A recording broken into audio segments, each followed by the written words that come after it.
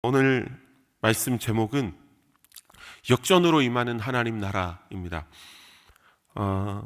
몇 달 전에 제가 그 효창공원 지나면 있는 용문시장에 이제 급히 나사못을 사러 갔어요. 저희 집에 가구가 좀 고장이 나가지고 이 나사못을 좀 긴 나사못을 구입을 해야 돼서 늦은 밤이었습니다. 그래서 혹시나 좀 문을 연 곳이 있는가 해서 이렇게 저렇게 막 헤매고 찾아다녔는데 문이 거의 닫았고 이제 좀 유일하게 열린 곳이 있었어요. 그것이 어디였냐면 용문시장 안에 있는 만물상이었어요. 그래서 너무 반가운 마음에 이렇게 제가 막 뛰어갔습니다. 갔는데 그 가게 주인이 굉장히 젊은 청년이었는데 그 참 친절하고 우리 말로 이렇게 싹싹하라 그러죠. 우리가 흔히 하는 말로 굉장히 싹싹하고 친절한 그런 청년이었어요. 그래서 그 나사못 그래봤자 뭐 1,300원인가 그랬어요. 이렇게 몇 가지 이렇게 세트로 파는 걸 이제 샀는데 나오는 길에도 너무 싹싹하게 인사를 하는 거예요. 미안할 정도로. 그래서 참 마음이 행복했습니다. 근데 마음이 행복하면서 마음에 또 그런 마음이 불쑥 들었어요. 이 청년이 하나님을 알면 얼마나 좋을까라는 생각을 하기도 했어요. 또 한편으로는 어떤 생각을 했냐면 이 청년에게 이 1,300원이라는 돈의 가치가 도대체 얼마나 크길래 이 청년은 이 하나의 물건을 파는 데 있어서 자기의 마음을 담아서 저렇게 인사할 수 있을까라는 생각을 하게 됐어요. 그러면서 제가 어떤 마음이 들었냐면 만일 저 청년이 교회 다니지 않고 하나님을 모른다면 저 청년이 가지고 있는 1,300원의 가치보다 제가 가지고 있는 하나님의 가치가 더 현실적이지 않게 느껴지지 않을까라는 생각이 들었어요. 그에게 오히려 더 큰 것은 1,300원의 가치가 더 클 수 있겠다는 생각이 들었어요. 제가 교회 와서 기도하고 하나님께 부르짖고 말씀을 읽는 이 모든 행위들이 우리가 새벽에 나와서 이렇게 영원한 가치를 씨름하면서 나가는 이런 시간들이 그에게는 사실 이해가 되지 않을 수 있겠다. 전혀. 그런 생각이 들었습니다. 그렇다면 우리는 과연 복음을 가진 자로서 그런 지체들과 어떻게 하나님 나라를 설명할 수 있을까?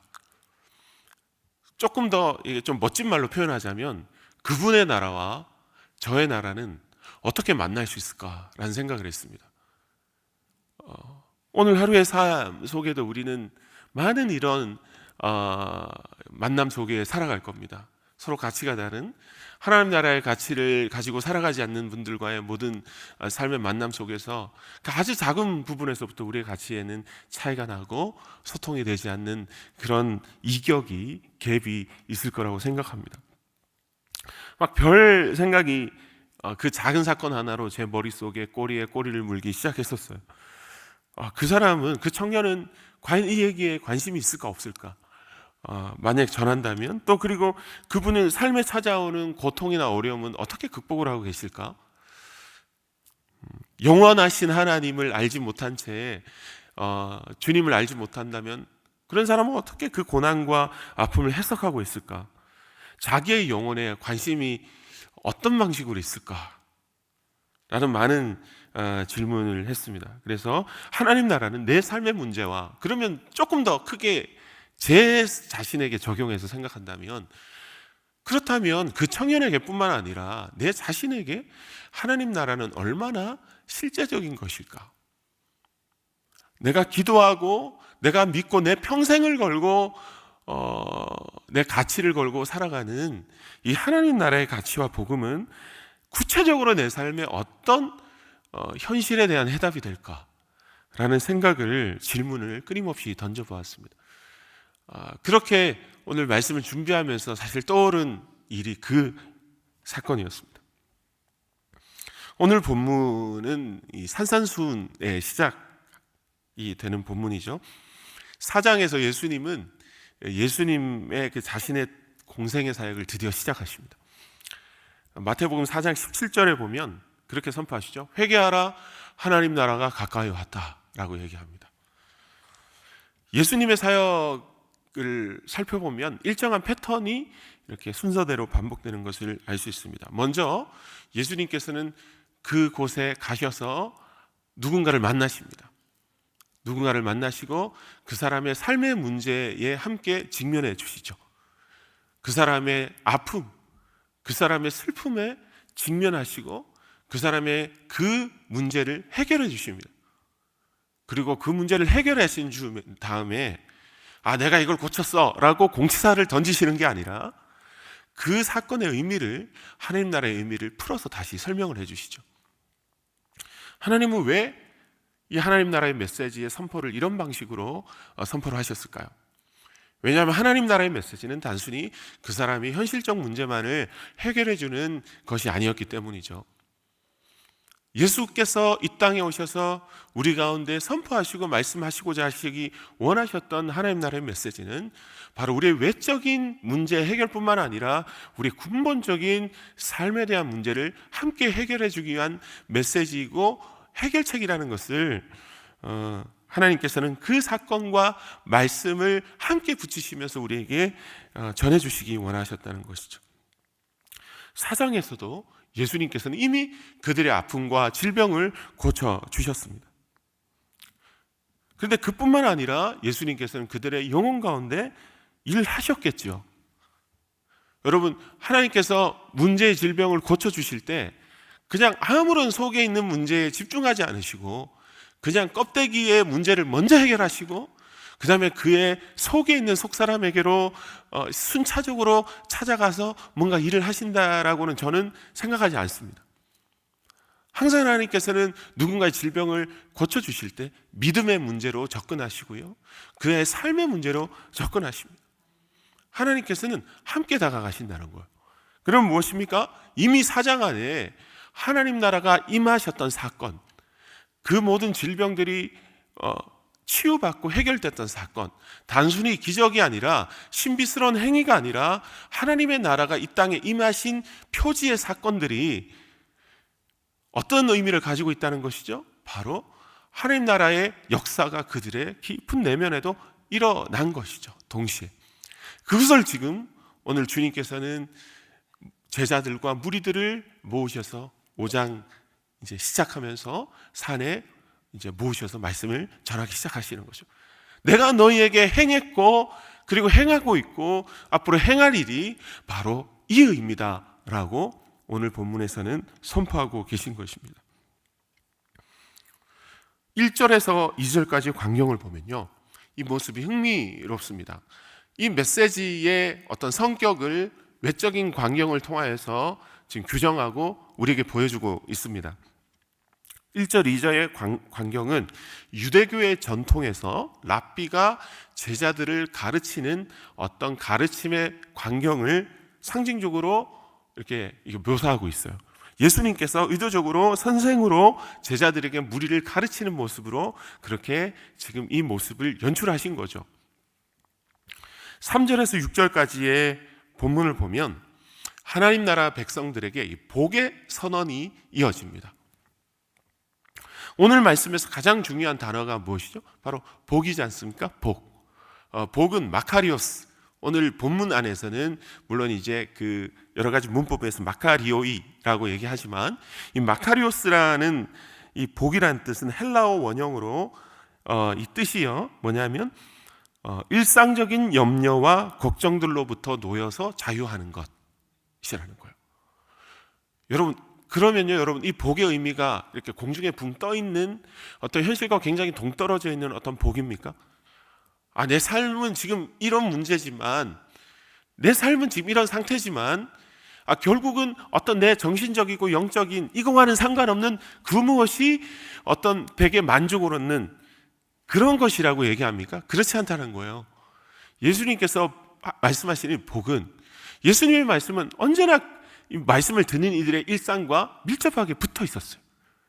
예수님의 말씀 선포의 메시지는요, 절대로 뜬구름 잡는 얘기가 아니었다는 거예요. 그 말씀의 모든 재료들이 그분이 걸으셨던 그 길, 그리고 그분이 숨쉬고 있었던 그 공기, 그들의 마을의 문화, 바다, 자연, 산, 다 그런 얘기들이었어요. 굉장히 일상적인 용어들이었어요. 예수님이 심지어 말씀하시고 성경이 쓰였던 그 언어 자체도 시장에서 아낙네들이 쓰던 코인의 헬라어였어요. 굉장히 일상적인 이야기로 하나님 나라의 이야기를 풀어내고 계신 거예요. 예수님의 하나님 나라의 이야기는 그들의 나라와의 이야기와 밀접하게 맞닿아 있었다는 거예요. 일상적인 염려와 걱정들로부터 놓여서 자유하게 되는 것을 말하고 있어요. 종교적인 단어가 아니라요, 그들의 일상적인 단어였다는 거예요. 그런데 오늘 본문은 어떤 형식으로 되어 있냐면 시적인 형식으로 되어 있어요. 시적. 헬라어 어순으로 얘기하자면 복되도다 마음이 가난한 자여, 왜냐하면 하나님 나라가 너희들의 것이기 때문이다. 이렇게 시적으로 이렇게 쭉 반복하면서 얘기하는데요, 시적인 형식 안에서는 이 복이란 뜻이 신들의 행복이라는 의미로 당시에 많이 쓰였다고 해요.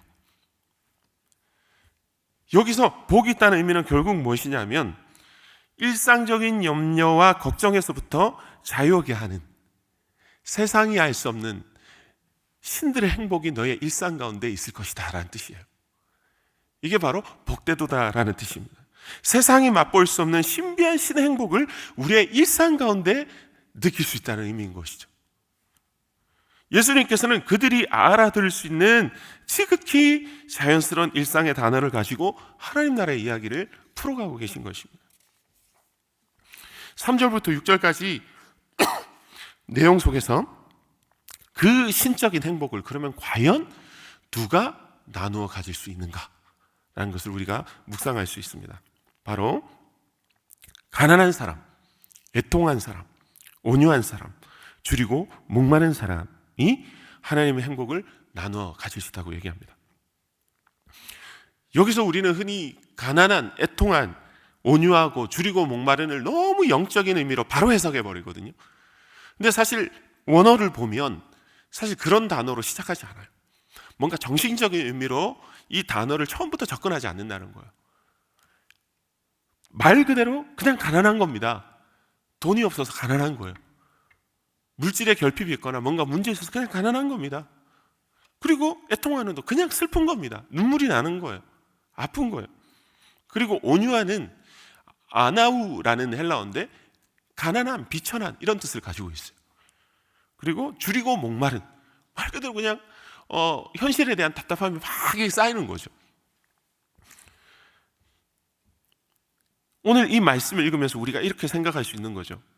우리가 예를 들면 교회 다니지 않는 분에게 아침에 가서 인사 그렇게 하지 않잖아요.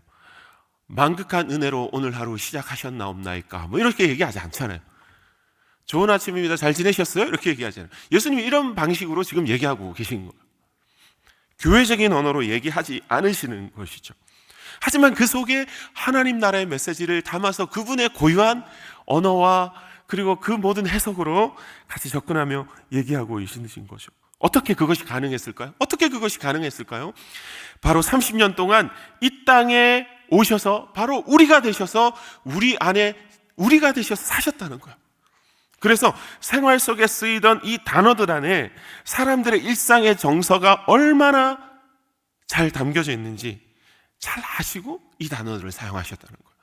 그들의 가난함이 무엇인지, 그들의 애통함이 무엇인지, 그들의 비천하고 줄인 것이 무엇인지 정확히 알고 예수님은 그 표현을 쓰셨다는 거예요. 그렇게 예수님은 철저하게 우리의 정서와 일상의 밑바닥을 공유하고 계셨다는 거예요. 이해하셨다는 거예요. 그리고 하나님 나라가 정확히 그 지점에서부터 실질적으로 이루어지기를 원하셨다는 거예요. 그 지점을 떠나서가 아니라 바로 그 지점에서부터 하나님 나라가 너의 일상 속에 임재할 것이라고, 이루어질 거라고 선포하고 계신다는 거예요. 하나님 나라를 그렇게 우리의 실존 가장 가까운 곳에서부터 시작된다고 선포하고 계신다는 거예요. 예수님께서는 그들의 삶의 밑바닥에서부터 하나님 나라가 임하실 때 어떤 변화가 일어나는지 오늘 말씀을 통해서 구체적으로 설명하고 계시다는 거예요. 결론부터 말씀드리자면 예수님께서는 그들의 그 지점에서 상황의 역전이 일어나게 하심으로 하나님 나라를 그들 안에 이루시기 원하셨어요. 먼저 3절에서 가난함이라는 단어는 아까 말씀드렸지만 물질적인 가난함을 뜻했지만 이 배경이 무엇이냐면 당시 포로 시기에 오랫동안 그들에게 이 포로의 시기가 이어지면서 가난함은 당시 유대인들의 대다수의 삶의 일상적인 것이 됐어요. 이런 가난한 삶은 그들의 마음 가운데까지 자연스러운 가난함으로 이어졌다는 거예요. 물질이 가난해지기 시작하면 여러분 어떻습니까? 마음도 가난해지는 경우가 많지 않습니까? 여기서 예수님의 바로 이 가난함을 어떻게 역전시키셨냐면 그 앞에 심령이 가난한 자라는 것으로 역전시키셨어요. 그 가난함을 다시 해석시키시는 거예요. 여기서 심령이라는 뜻은 헬라어로 푸뉴마라는 말인데요. 이 문장을 이 단어를 이 가난 안에 붙여서 해석하면 이런 뜻입니다. 마음이 가난하여 하나님만 의지하는 자라는 얘기예요. 예수님께서는 그들의 삶의 가난함을 이렇게 풀어서 지금 설명하고 계신 거예요. 그들의 나라는 그냥 가난하고 결핍하고 슬프고 부족하지만 하나님 나라는 그들의 가난함 속에서 어떻게 된다고요? 하나님만으로 만족하며 그들의 가난함이 채워지는 것, 그것이 바로 하나님 나라의 복이라고 얘기하고 계신다는 거예요. 하나님께서는 그들의 삶의 가난함을 이렇게 역전시키시고 해석하십니다. 그렇다면 이 3절을 헬라어 어순을 살려서 한번 제가 다시 이게 해석해서 읽어드리겠습니다. 행복하도다 삶이 가난하여 마음까지 가난해져도 오직 하나님만 의지하고 하늘 소망을 품고 사는 이요 하나님 나라가 그대의 것이다 라고 예수님께서는 지금 말씀하고 계신다는 거예요. 여러분, 우리의 삶이 혹시 가난하십니까? 주님은 그저 뜬구름 잡는 이야기로 몇 마디 말로 여러분들의 비현실적인 여러분들의 현실을 비현실적으로 위로하기 원하지 않으신다는 거예요. 우리의 육신의 가난함, 마음의 가난함이 어떤 건지 정확히 이해하고 계셔요. 그래서 바로 자기 자신으로, 다른 것이 아니라 바로 자기 자신으로 우리의 가난함을 채워주시기 원하고 우리의 삶 가운데 하나님 나라를 이루어주시기 원하십니다. 바로 자기 자신으로 우리를 풍요롭게 하시기를 원하시는 거예요. 그렇게 말씀하시고 나 하나로 만족해라. 내가 너의 양식이다. 너의 배부름이라 라고 선포하고 계신 것이죠. 여러분, 그것으로 인해서 우리는 충분할 수 있습니다. 여러분 그렇습니까?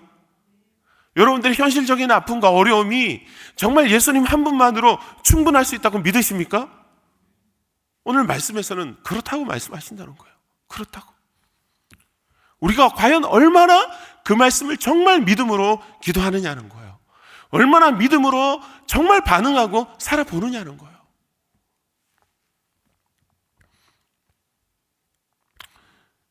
사절에는 애통하는 사람, 말 그대로 슬퍼서 우는 것을 말합니다. 근데 이 슬픔, 이 울음은 어떻게 예수님께서는 지금 문맥상으로 말씀하시냐면요, 단순히 그의 실수와 잘못으로 인해서 그의 삶에 일어난 슬픔과 어떤 삶의 그런 실수로 인한 어떤 대가로서의 슬픔을 얘기하지 않으세요. 여기서는 뭐냐면 아무 이유 없이 하나님 나라의 백성이라는 언약을 붙잡고 살아가는 이유만으로도 고난과 슬픔을 당하는 그들에게 복이 있다고 말씀하시는 거예요. 어떤 복이 있다고요? 여러분, 위로를 받을 것이라고 얘기합니다. 위로를 받을 것이라고 말씀하십니다. 여러분, 이건 단순히 감정적인 해결책 없이 같이 슬퍼해 주는 것이 아니라 이 위로의 의미는 원어적으로 해결해주고 구원해주겠다는 의미까지 연결됩니다. 그리고 6절에 보면 의에 줄이고 목마른 사람도 마찬가지입니다. 그냥 줄이고 목마른 우리의 삶, 그냥 일상적으로 나의 나라 안에서 살아가는 삶, 그냥 결핍으로 살아가는 삶이에요. 결핍이 있으니까 채우기 위해서 살아가는 사람이에요. 얼마나 안타까운 삶이에요. 저는 아침마다 일어나서 기도합니다. 주님, 제 삶이 굶주림으로 살아가지 않게 해주십시오. 두려움으로 살아가지 않게 해주십시오. 얼마나 조급한 삶입니까? 얼마나 문제가 있는 삶이에요. 결핍으로 살아가면요, 우리 안에 결핍으로 살아가면요, 정말 우리 안에 욕망으로 살아가는 삶으로 변질될 가능성이 얼마나 많습니까? 주님, 주님으로 인한 배부름으로 살아가게 해주십시오. 무엇으로 배부른 거예요? 의에 줄이고 목마르면 너희가 배부를 것이라고 얘기한다는 거예요. 의가 무엇입니까? 바로 하나님 나라, 하나님이요. 하나님 그 자체 예수 그리스도의 생명의 양식, 그것이 바로 의라는 거예요. 하나님 나라를 위해서 고군분투하는 우리의 삶, 하나님 나라에 대한 굶주림으로 살아가는 삶이 바로 세상에 대한 굶주림을 해결해 줄 것이라고 우리에게 예수님은 말씀하신다는 것이. 말씀을 정리하도록 하겠습니다. 아우구스티누스의 말처럼 우리의 삶 속에는 두 개의 나라가 공존하고 있어요. 하나는 하나님의 나라이고 하나는 사단의 나라입니다. 세상에 아무리 자신의 의로운 삶으로 살아가는 사람이라 할지라도 우리의 모든 인류의 삶은 하나님의 나라와 사단의 나라가 공존하면서 치열하게 각축을 벌이며 살아가는 것이 바로 이 세상의 원리이고 질서입니다. 바로 하나님 나라와 사단의 나라. 물론 이 싸움은 궁극적으로 예수 그리스도의 승리로 끝이 났습니다. 이미 결말이 난 싸움이에요. 하지만 아직 여전히 우리 안에 수많은 삶 속에 국지전이 벌어지고 있는 것이죠. 게릴라전이 벌어지고 있습니다. 악한 사단의 계계와 권세가 마지막 태각 일보 직전까지 우리의 삶을 물고 늘어지며 우리의 삶에 공격을 하고 있는 것이죠. 어떤 공격입니까? 가난함으로 공격합니다. 슬픔과 애통으로 공격해요. 줄이고 목마름을 자극하며 공격한다는 것이요. 그것이 얼마나 쉬운 사단의 공격의 통로인지 모릅니다. 여러분, 우리 힘으로는 그것을 다 막을 힘이 없어요. 우리는 끊임없이 무너집니다. 하나님, 나는 왜 내 가난을 해결할 수 없을까요? 나는 왜 내 슬픔을 해결할 수 없을까요? 주님, 저는 왜 사람들과의 관계가 원활하지 못할까요? 저는 왜 이 굶주림을 해결하지 못할까요? 근데 이 굶주림과 문제는 단지 우리만의 문제일까요? 그렇지 않다는 거예요. 아까 제가 처음에 말씀드렸던 그 청년의 문제이기도 하다는 거예요. 괜찮아 보이죠? 편해 보이죠? 하지만 이 세상 누구나 그 삶의 문제에 씨름하고 있다는 거예요. 가난의 문제에 씨름하고 있고 슬픔과 애통의 문제에 의에 목마른 문제에 씨름하고 있다는 것이죠. 그렇다면 그의 나라와 우리의 나라가 만나는 지점은 어디라는 거예요? 바로 그 삶의 밑바닥, 그곳에서 함께함으로 일상을 공유함으로 우리는 반드시 하나님 나라의 메시지를 지고 만날 순간이 온다는 것이죠. 여러분, 하나님께서는 그 만남을 통해 우리가 복음을 가지고 있다면요, 그 만남 통해서 그 삶을 역전시키기 원하신다는 거예요. 내 삶도 역전시키기 원하시고 또한 복음을 들고 만나는 그 누군가의 삶도 역전시키기 원하신다. 재해석하기를 원하신다는 거예요. 그렇게 하나님 나라는 우리의 삶 가운데 확장됩니다. 우리의 일상 가운데 확장되고 또한 우리의 삶의 터전 가운데 확장되고 이 세계 가운데 확장되고 아름답게 역전되는 것입니다. 여러분, 그렇게 우리의 삶이, 저는 늘 예전부터 답답한 게 있었어요. 목회자니까 늘 만나는 이 통로가 교회와 성도님들과 또 교회 건물 뭐 아니면 한 그 정도밖에 안 되는 거예요. 그래서 늘 궁금했습니다. 좀 굉장히 그냥 민낯으로 사람들은 어떤 생각을 알고 이렇게 살아갈지를 조금 더 많이 접촉하고 싶다라는 생각을 많이 했어요. 저 한편으로는 두렵긴 해요. 왜냐하면 제가 계속 이렇게 지금까지 그래도 40대 중반 이후로까지 계속 살아왔기 때문에 아마 그렇게 막 익숙한 삶은 아닐 것 같아요. 근데 늘 제 삶에 그런 고민이 있고요. 그저 내가 목사기 때문에 그냥 뜬구름 잡는 그냥 종교적인 얘기만 계속 교회 안에서만 계속 되뇌이다가 이런 언어들로, 이런 말들로, 이런 일상으로서 그냥 일상을 살아갈 때 과연 이 말이 능력이 있을까? 가치가 있을까? 여러분, 이 고민이 단지 저만의 고민이겠습니까? 우리 모두의 고민이 아닙니까? 우리 모두의 고민이고 씨름입니다. 여러분, 자신감을 가지십시오. 오늘 예수님께서 말씀하셨지 않습니까? 우리의 나라는, 하나님 나라는 그들의 삶 가운데 역전을 일으킬 수 있는 하나님 나라입니다. 그들의 근원적인 아픔을 해결해 줄 수 있는 하나님 나라라는 것이요. 그런 복된 삶을 살아가는 우리의 복에 기뻐하고 감사함으로 복이 필요한 이 땅의 모든 슬픔과 가난과 애통함 가운데 찾아가서 그들의 주림 가운데 생명의 복음으로 일상 가운데 소통하는 은혜가 우리 가운데 있기를 주님의 이름으로 축복합니다. 아멘. 이 시간 우리의 삶을 주님께 드리면서 그렇게 기도하면서 우리 나가도록 하겠습니다. 함께 기도하겠습니다.